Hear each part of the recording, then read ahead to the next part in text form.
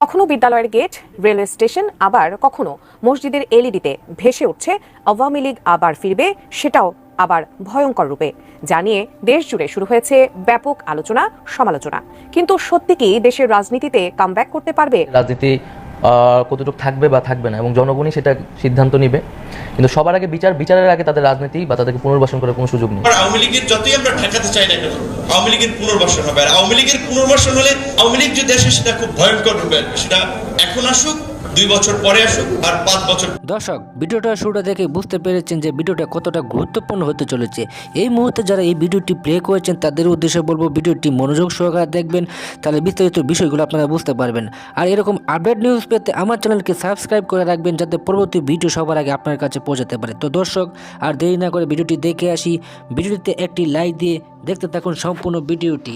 কখনো বিদ্যালয়ের gate, railway station, আবার কখনো মসজিদের এলইডিতে ভেসে উঠছে আওয়ামী লীগ আবার ফিরবে, সেটাও আবার ভয়ঙ্কর রূপে।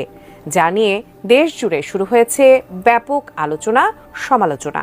কিন্তু সত্যি কি দেশের রাজনীতিতে কামব্যাক করতে পারবে আওয়ামী লীগ?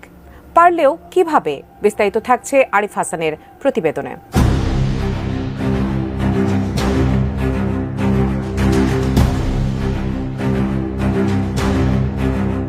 সদ্য বিদায়ী বছরের 24 অক্টোবর রাতে বগিলাঞ্চ্যুত হওয়ার ঘটনায় যখন ট্রেনের শিডিউল তছনছ, তখন কমলাপুর রেল স্টেশনের বহির্গমন পথের ডিসপ্লেতে ভেসে ওঠে আওয়ামী লীগ জিন্দাবাদ লেখা। রেল কর্তৃপক্ষের দাবি, কে বা কারা সফটওয়্যারের মাধ্যমে ডিজিটাল বোর্ডের সিস্টেম হ্যাক করে এই লেখা ইনস্টল করেছে। এ ঘটনায় 2 জনকে সাময়িক বরখাস্ত করেছে রেলওয়ে কর্তৃপক্ষ।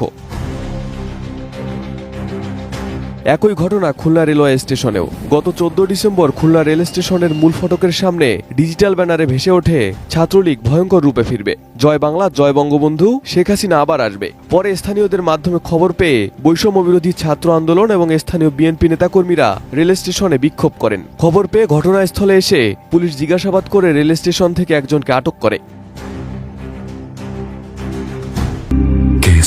শেকড় থেকে শিখরে এমন কর্মকাণ্ডে বাদ যায়নি মসজিদও। গত 30 ডিসেম্বর দুপুরে ফেনী কেন্দ্রীয় বড় মসজিদের নামাজের সময়সূচির ডিজিটাল স্ক্রিনে প্রদর্শিত হয় আওয়ামী লীগ আবার ফিরবে, জয় বাংলা। এ ঘটনায় স্থানীয়রা তাৎক্ষণিকভাবে একজন অপারেটরকে আটক করে পুলিশের হাতে তুলে দেয়। এ ঘটনায় ফেনীর সব মসজিদ, মাদ্রাসা, বিদ্যালয় ও বিপণী বিতানে স্থাপিত ডিজিটাল বিজ্ঞাপনী বিলবোর্ড সাময়িকভাবে বন্ধ রাখার নির্দেশ দেন ফেনীর জেলা প্রশাসক।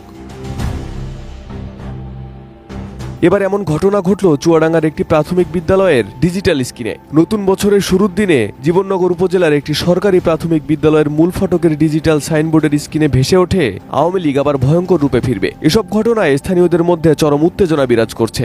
স্থানীয়রা এসব ঘটনাকে হুমকি হিসেবে দেখছেন। কিন্তু ডিজিটাল সাইনবোর্ড কিংবা দেয়ালে আওয়ামী লীগের প্রত্যাবর্তনের কথা লিখলেও আদৌ দেশের রাজনীতিতে দলটির ফেরা এতটা দ্রুত ও সহজ নয় বলে মনে করছেন বিশ্লেষকরা। কারণ জুলাই অভ্যুত্থানে গণহত্যার দায়ে দলটির অধিকাংশ নেতাকর্মীদের বিরুদ্ধে একযোগে হত্যা মামলা হয়েছে। আর এই হত্যা মামলার বিচার না হওয়া পর্যন্ত আওয়ামী লীগের রাজনীতিতে ফেরার কোনো সুযোগ নেই বলে জানিয়েছেন বৈষম্য বিরোধী আন্দোলনের অন্যতম সমন্বয়ক ও তথ্য উপদেষ্টা নাহিদ ইসলাম। এই যে হত্যাযজ্ঞ হয়েছে এবং গত 15-16 বছরের যে দুর্নীতি, দুঃশাসন, লুটপাট এবং ভোটাধিকার হরণ, এর জন্য অবশ্যই আওয়ামী লীগকে বিচারের কাঠগড়ায় দাঁড়া করাতে হবে, যেটার কার্যক্রম শুরু হয়েছে। কারণ আওয়ামী লীগ দল হিসেবে এবং তাদের নেতাকর্মীরা ব্যক্তিগত জায়গা থেকেও এই সকল অপকর্মের সাথে জড়িত ছিলেন এবং এই গণহত্যার প্রধানতম তারা নির্দেশদাতা ছিলেন। তো সেই জায়গা থেকে তাদের যে হত্যাগুলো তারা করেছেন এবং যে অপকর্মগুলো করেছে সেটার জন্য তাদেরকে বিচারের মুখোমুখি করা, বিচার প্রক্রিয়ার পরেই আসলে এটা বলা যাবে যে আওয়ামী লীগের রাজনীতি কতটুকু থাকবে বা থাকবে না এবং জনগণই সেটা সিদ্ধান্ত নিবে। কিন্তু সবার আগে বিচারের আগে তাদের রাজনীতি বা তাদেরকে পুনর্বাসন করার কোনো সুযোগ নেই। জুলাইয়ের তীব্র আন্দোলনের মুখে গত 5 আগস্ট দেশ ছেড়ে ভারতে আশ্রয় নিয়েছেন ক্ষমতাচ্যুত শেখ হাসিনা। এরপর একযোগে গা ঢাকা দিয়েছেন দলটির অধিকাংশ নেতাকর্মীরা। কিছু নেতাকর্মী গ্রেপ্তার হলেও বেশিরভাগই রয়েছেন এখনো আত্মগোপনে। বাংলাদেশের রাজনৈতিক ইতিহাসে কোনো দলের নেতাকর্মীদের একযোগে গা ঢাকা দেওয়ার ঘটনা এবারই প্রথম।